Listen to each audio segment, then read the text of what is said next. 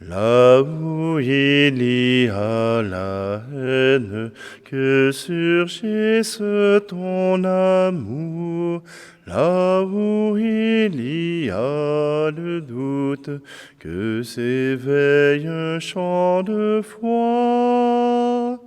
Que ton règne vienne, comme l'aube sur la nuit. Que ton règne vienne, qu'il éclaire et change notre vie. Là où il y a l'offense, que s'éveille le pardon. Là où règne la tristesse, que s'élève un chant de joie. Que ton règne vienne, comme l'aube sur la nuit. Que ton règne vienne, qu'il éclaire et change notre vie. Nous sommes réunis au nom du Père, du Fils et du Saint-Esprit. Le Seigneur soit avec vous. Bonjour. Aujourd'hui, lundi de la 5e semaine du Carême, nous nous approchons tranquillement de la grande semaine de la Passion, semaine de la préparation pour la Passion. Eh bien, aujourd'hui, voilà que Dieu agit pour deux femmes. Il agit pour sauver, il agit pour guérir, il agit pour guérir aussi nos cœurs. Alors, simplement, tournons-nous vers notre Dieu, lui qui veut guérir nos cœurs blessés, nos cœurs meurtris, afin qu'il puisse retrouver l'espérance. Demandons au Seigneur son pardon et sa miséricorde.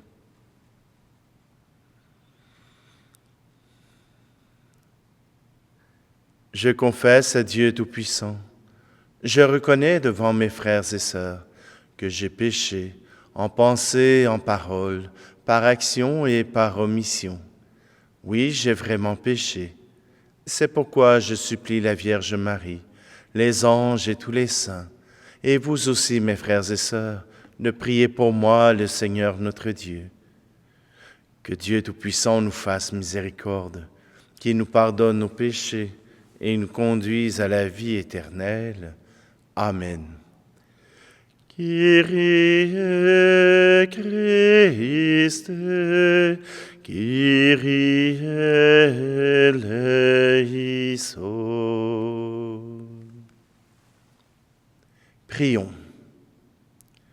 Seigneur Dieu, tu nous combles de toute bénédiction par la richesse inexprimable de ta grâce. Fais-nous passer de ce qui ne peut que vieillir à ce qui est nouveau, et nous serons préparés à la gloire du royaume des cieux, par Jésus-Christ, ton Fils, notre Seigneur, qui vit et règne avec toi dans l'unité du Saint-Esprit, Dieu pour les siècles des siècles. Amen. Lecture du livre du prophète Daniel. En ces jours-là, le peuple venait de condamner à mort Suzanne. Alors elle cria d'une voix forte, « Dieu éternel, toi qui pénètres les secrets, toi qui connais toutes choses avant qu'elles n'arrivent, tu sais qu'ils ont porté contre moi un faux témoignage. Voici que je vais mourir sans avoir rien fait de tout ce que leur méchanceté a imaginé contre moi. » Le Seigneur entendit sa voix. Comme on le conduisait à la mort, Dieu éveilla l'esprit de sainteté chez un tout jeune garçon nommé Daniel, qui se mit à crier d'une voix forte, « Je suis innocent de la mort de cette femme. » Tout le peuple se tourna vers lui et on lui demanda, « Que signifie cette parole que tu as prononcée ?» Alors, debout au milieu du peuple, il leur dit, « Fils d'Israël, vous êtes donc fous ? Sans interrogatoire, sans recherche de la vérité, vous avez condamné une fille d'Israël. Revenez au tribunal, car ces gens-là ont porté contre elle un faux témoignage. » Tout le peuple revint donc en hâte, et le collège des anciens dit à Daniel, « Viens siéger au milieu de nous et donne-nous des explications, car Dieu a déjà fait de toi un ancien. » Et Daniel leur dit, « Séparez-les bien l'un de l'autre, je vais les interroger. » Quand on les eut séparés, Daniel appela le premier et lui dit, « Toi qui as vieilli dans le mal, tu portes maintenant le poids des péchés que tu as commis autrefois en jugeant injustement. Tu condamnais les innocents et tu acquittais les coupables, alors que le Seigneur a dit, « Tu ne feras pas mourir l'innocent et le juste. » Eh bien, si réellement tu as vu cette femme, dis-nous sous quel arbre tu les as vus se donner l'un à l'autre. Il répondit, « Sous un sycomore. » Daniel dit, « Voilà justement un mensonge qui te condamne. L'ange de Dieu a reçu un ordre de Dieu, et il va te mettre à mort. » Daniel le renvoya, fit amener l'autre et lui dit, « Tu es de la race de Canaan et non de Juda. La beauté t'a dévoyé et le désir a perverti ton cœur. C'est ainsi que vous traitiez les filles d'Israël, et par crainte elles se donnaient à vous. Mais une fille de Juda n'a pu consentir à votre crime. Dis-moi donc sous quel arbre tu les as vus se donner l'un à l'autre. » Il répondit, « Sous un châtaignier. » Daniel lui dit, « Toi aussi, voilà justement un mensonge qui te condamne. L'ange de Dieu attend, l'épée à la main, pour te châtier et vous faire exterminer. » Alors toute l'assemblée poussa une grande clameur et bénit Dieu qui sauve ceux qui espèrent en lui. Puis elle se retourna contre les deux anciens que Daniel avait convaincus de faux témoignages par leur propre bouche. Conformément à la loi de Moïse, on leur fit subir la peine que leur méchanceté avait imaginée contre leur prochain. On les mit à mort. Et ce jour-là, une vie innocente fut épargnée. Parole du Seigneur.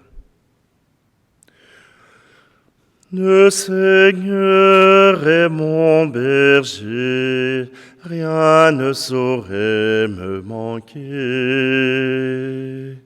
Le Seigneur est mon berger, je ne manque de rien. Sur les prés d'herbes fraîches, il me fait reposer. Le Seigneur est mon berger, rien ne saurait me manquer. Il me mène vers les eaux tranquilles et me fait revivre. Il me conduit par le juste chemin pour l'honneur de son nom. Le Seigneur est mon berger, rien ne saurait me manquer. Si je traverse les ravins de la mort, je ne crains aucun mal, car tu es avec moi, ton bâton me guide et me rassure. Le Seigneur est mon berger, rien ne saurait me manquer. Tu prépares la table pour moi, devant mes ennemis. Tu répands le parfum sur ma tête, ma coupe est débordante. Le Seigneur est mon berger, rien ne saurait me manquer. Grâce et bonheur m'accompagnent tous les jours de ma vie. J'habiterai la maison du Seigneur pour la durée de mes jours. Le Seigneur est mon berger, rien ne saurait me manquer. Ta parole, Seigneur, est vérité, et ta loi délivrance. Je ne prends pas plaisir à la mort du méchant, dit le Seigneur, qu'il se détourne de sa conduite et qu'il vive. Ta parole, Seigneur, est vérité, et ta loi délivrance. Le Seigneur soit avec vous. Évangile de Jésus-Christ selon saint Jean. En ce temps-là, Jésus s'en alla au mont des Oliviers. Dès l'aurore, il retourna au temple. Comme tout le peuple venait à lui, il s'assit et se mit à enseigner. Les scribes et les pharisiens lui amènent une femme qu'on avait surprise en situation d'adultère. Ils la mettent au milieu et disent à Jésus, « Maître, cette femme a été surprise en flagrant délit d'adultère. Or, dans la loi, Moïse nous a ordonné de lapider ces femmes-là. Et toi, que dis-tu » Il parlait ainsi pour le mettre à l'épreuve, afin de pouvoir l'accuser. Mais Jésus s'était baissé, et du doigt il écrivait sur la terre. Comme on persistait à l'interroger, il se redressa et leur dit, « Celui d'entre vous qui est sans péché, qu'il soit le premier à lui jeter une pierre. » Il se baissa de nouveau, et il écrivait sur la terre. Eux, après avoir entendu cela, s'en allaient un par un, en commençant par les plus âgés. Jésus resta seul avec la femme, toujours là au milieu. Il se redressa et lui demanda, « Femme, où sont-ils donc? Personne ne t'a condamné ?» Elle répondit, « Personne, Seigneur. » Et Jésus lui dit, « Moi non plus je ne te condamne pas. Va, et désormais ne pêche plus. » Acclamons la parole de Dieu. Cette semaine, une amie m'a posé une question, justement sur cet évangile. Elle ne se souvenait pas d'où elle avait entendu cela, mais elle avait dit celui qui est sans péché. Alors, je lui réponds. Et dans la conversation, elle me raconte qu'elle trouve que la Bible est misogyne, c'est-à-dire qu'elle en a contre les femmes. Or, aujourd'hui, nous voyons deux textes qui nous rappellent que Dieu agit pour les femmes. Que même si le péché arrive, les femmes sont sauvées. La première chose, voilà que Suzanne est sauvée par la parole de Daniel. Oui, dans le texte, on nous dit que l'Esprit Saint est descendu sur Daniel et qu'il a pu prendre la parole. Et si Daniel avait eu cette inspiration de l'Esprit Saint, mais c'était tu. C'était arrêté là, qu'il n'avait pas pris la parole. Suzanne n'aurait pas pu être sauvée. Suzanne n'aurait pas pu être sauvée par Dieu, puisque Daniel aurait refusé cet Esprit Saint.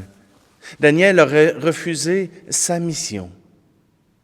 Et voilà que, à cause que Daniel a accepté la volonté de Dieu sur lui, qu'il a accepté d'être inspiré par le Seigneur, Suzanne fut sauvée. Oui, deux hommes l'avaient accusée, l'avaient mise au piège. Et si tu ne nous laisses pas abuser de toi, eh bien, nous allons dire que tu l'as fait avec quelqu'un d'autre. Et Suzanne avait refusé. Elle avait remis sa vie entre les mains de Dieu, et Dieu a répondu. Mais cette femme adultère, regardez le contraste. Regardez le contraste. Voilà des hommes qui veulent appliquer la loi de Dieu, qui veulent appliquer la loi de Moïse au pied de la lettre et qui ont mis un fardeau sur les épaules de cette femme qui est impossible à tenir. Pour eux, il ne peut y avoir de compassion. Pour eux, il ne peut y avoir d'échappatoire. Voilà que cette femme a péché et pour son péché, on doit appliquer la loi sans égard pour sa vie. Voilà que, à cause de la loi qu'on dit de Dieu, et la loi de Dieu dit qu'il ne faut pas faire d'adultère sous forme, sinon on est condamné à la lapidation. Jésus leur fait comprendre la compassion, leur fait comprendre le regard de Dieu sur cette femme. Cela n'est pas un regard de condamnation. Ce n'est pas un regard qui condamne, qui juge et qui oblige, parce que Dieu a émis des commandements, qui oblige Dieu à apporter le courroux qui vient avec. Pour Jésus, il est plus important de relever cette fille, cette femme, relever cette fille de Dieu, et elle a compris toute l'ampleur et toutes les conséquences de son péché. Va et ne pêche plus. Son remords, elle n'avait pas besoin de l'exprimer. Il était déjà conscient. Elle venait de passer tout près de la mort. Elle avait bien compris ce que son geste avait apporté. Mais Jésus ne condamne pas. Moi non plus, je ne te condamne pas. Et s'il y a quelqu'un qui aurait pu condamner, c'est bien Jésus. Alors quand vous regardez quelqu'un et que vous le condamnez pour les gestes qu'il pose, parce qu'ils sont violents ou parce qu'ils ont fait quelque chose de répréhensible, oui, il faut les reprendre. Oui, il faut exiger la justice. Mais cette justice ne doit pas être une condamnation à mort. Même les prisonniers, même ceux qui ont tué quelqu'un peuvent recevoir la miséricorde de Dieu. Alors fais attention quand tu condamnes quelqu'un, quand tu le figes dans son péché, quand tu le figes dans ce qu'il a fait de mal. Il n'est pas que péché. Parce que si tu condamnes l'autre, n'oublie pas qu'on peut reprendre les mêmes choses pour te condamner toi. Pour te condamner, toi aussi, à recevoir la peine que tu as prévue pour les autres, comme il se passait dans le livre de Daniel. Alors, aujourd'hui, prends le regard de Jésus, prends le regard de Dieu. Si quelqu'un a péché contre toi, avant de le condamner, avant de le mettre à mort, prends bien le temps de juger son acte. Prends le temps de juger ce qu'il est. Prends le temps de juger pourquoi il l'a fait. Prends le temps d'éclairer son geste. Ainsi, cela t'évitera de faire des injustices ou t'évitera de faire de grands troubles pour parfois un geste qui est sans importance. Alors oui, aujourd'hui, le Seigneur nous rappelle qu'il nous aime, Fils ou fille de Dieu, et qui vient à notre secours, qu'il veut nous offrir la guérison, qu'il veut nous offrir notre dignité, qu'il veut nous offrir son amour et la vie éternelle si nous l'acceptons.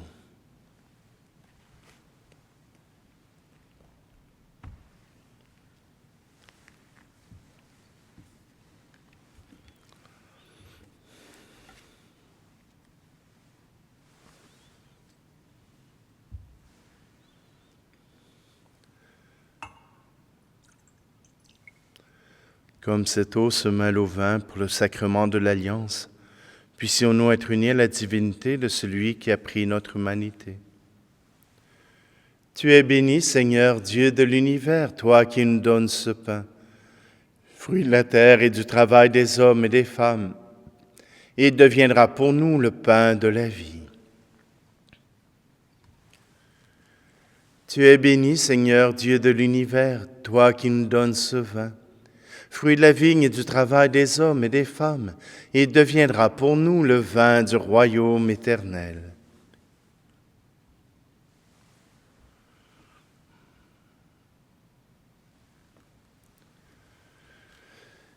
Prions ensemble au moment d'offrir le sacrifice de toute l'Église.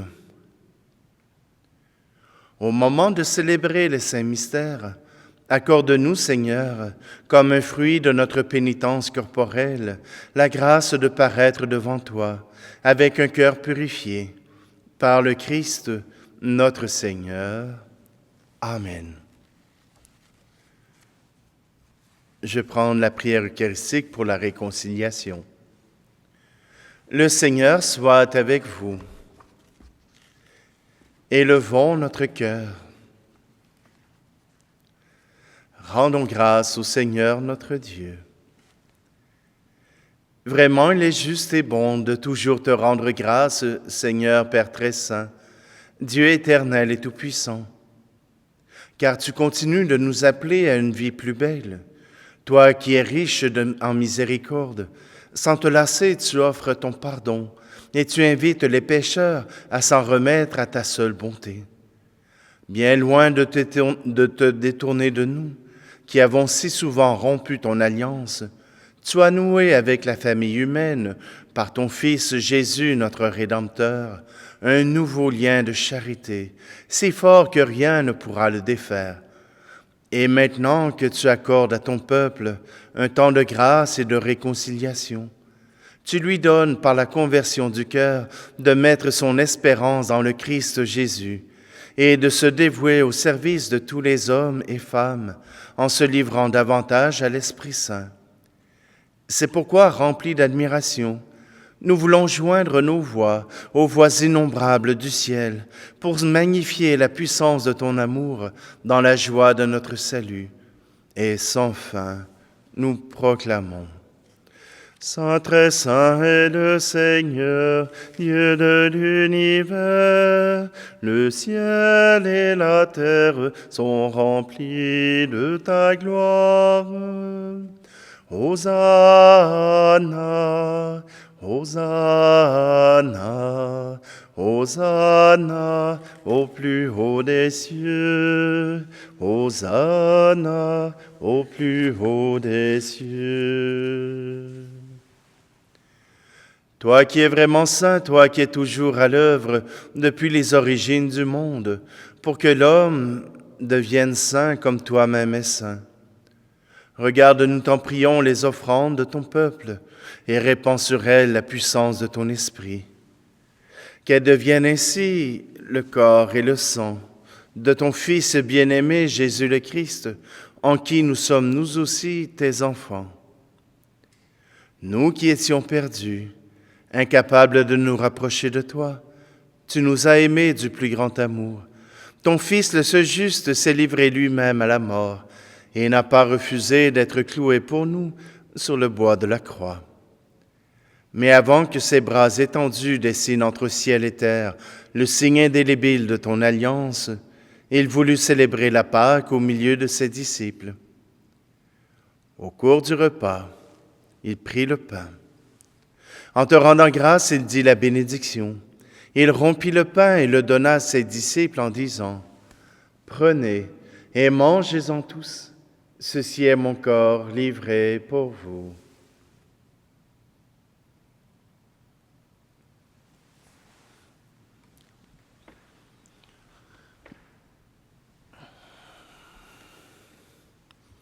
De même, après le repas, sachant qu'il allait tout réconcilier en lui par son sang répandu sur la croix, il prit la coupe de vin, et te rendant grâce à nouveau, il la fit passer à ses disciples en disant: « Prenez et buvez-en tous, car ceci est la coupe de mon sang, le sang de l'alliance nouvelle et éternelle, qui sera versé pour vous et pour la multitude en rémission des péchés. Vous ferez cela en mémoire de moi.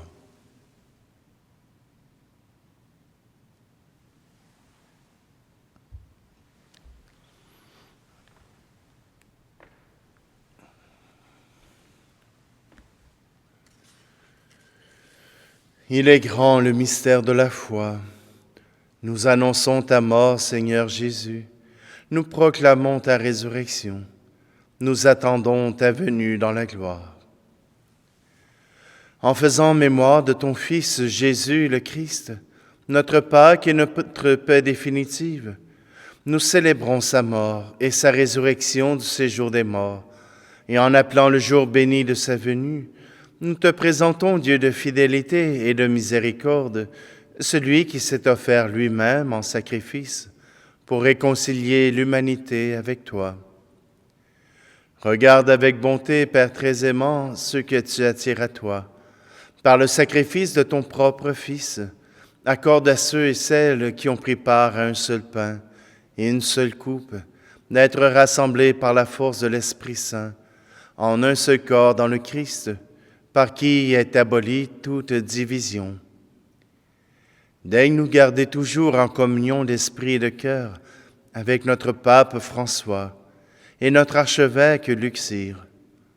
Aide-nous à préparer ensemble la venue de ton règne, jusqu'à l'heure où nous nous tiendrons devant toi, saints parmi les saints dans le ciel, avec la bienheureuse Vierge Marie, Mère de Dieu, les bienheureux apôtres et tous les saints, avec nos frères et sœurs, que nous confions humblement à ta miséricorde.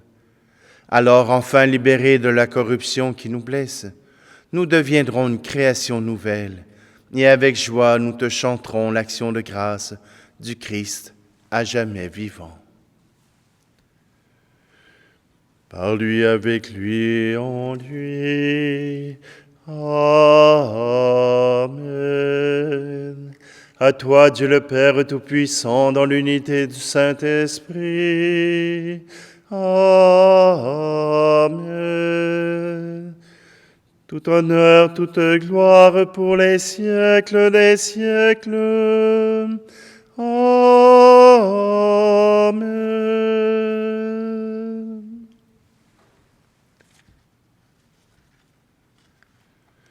Et puisque Dieu entend nos prières, nous osons laisser nos mots se rendre jusqu'à lui et nous disons ensemble: Notre Père qui es aux cieux, que ton nom soit sanctifié, que ton règne vienne, que ta volonté soit faite sur la terre comme au ciel.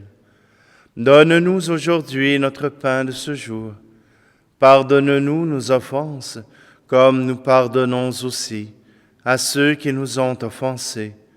Et ne nous laisse pas entrer en tentation, mais délivre-nous du mal. Délivre-nous de tout mal, Seigneur, et donne la paix à notre temps.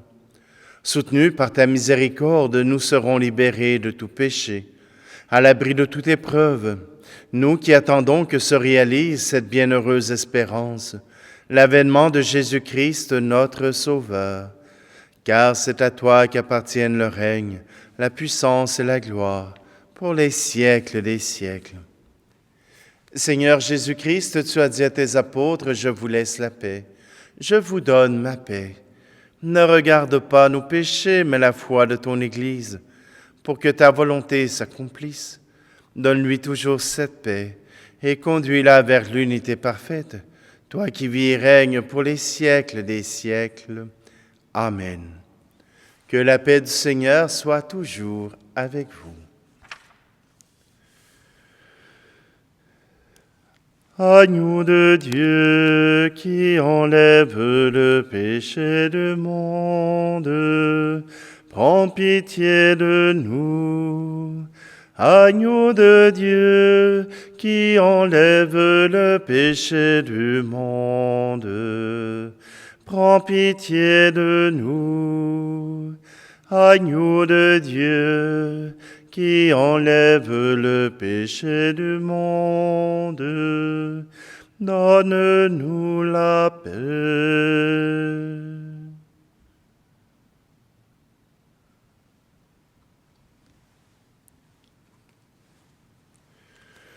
Voici l'agneau de Dieu, voici celui qui enlève le péché du monde. Heureux, heureuses les invités au repas des noces de l'agneau. Seigneur, je ne suis pas digne de te recevoir, mais dis seulement une parole et je serai guéri.